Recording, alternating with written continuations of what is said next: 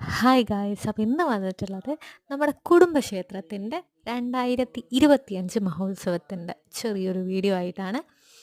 നമ്മുടെ കുടുംബത്തിലെ എല്ലാവരും അപ്പം അമ്പലം ഏതാണെന്ന് ഫസ്റ്റ് പറയാം. കോളി നിലമ്പറമ്പ് കല്ല് വെച്ചപുരയിൽ വാഴും ശ്രീ ഭദ്രകാളി ക്ഷേത്രം. അപ്പോൾ ഇതാണ് ഞങ്ങളുടെ കുടുംബക്ഷേത്രം.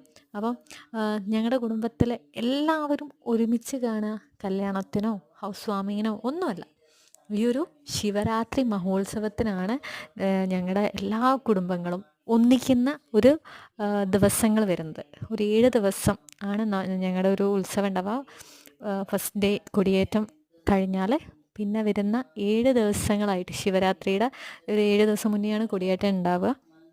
അത് കഴിഞ്ഞാൽ ഒരു 7 ദിവസം എല്ലാവരും ഫുൾ ടൈം അമ്പലത്തിലാണ്. ജെൻസൊന്നും വീട്ടിലേക്ക് വരാതെ അമ്പലത്തിൽ തന്നെയാണ് കിടന്നുറങ്ങുന്നതും ഫുഡും കാര്യങ്ങളും എല്ലാവരും. ലേഡീസ് ആണെങ്കിൽ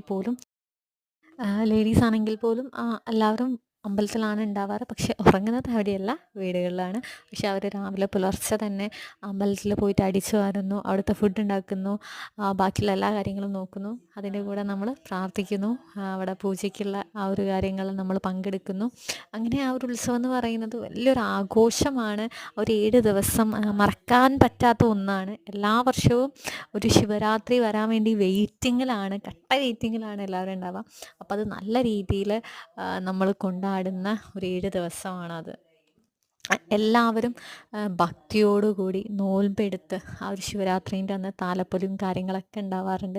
ഇപ്പോൾ ഈ കഴിഞ്ഞ ഒരു 3 വർഷമായിട്ട് നമുക്ക് പാലെഴുന്നള്ളത്ത്, ശിവരാത്രിയുടെ അന്ന് സുബ്രഹ്മണ്യ സ്വാമിക്കുള്ള പാലെഴുന്നള്ളത്തും കൂടെ നമുക്ക് വന്നിട്ടുണ്ട് എന്നുള്ളതാണ്. അപ്പം വളരെ ഒരു മനോഹരമായ, മറക്കാൻ പറ്റാത്ത ഒരു 7 ദിവസമാണ് അത് എല്ലാ വർഷവും.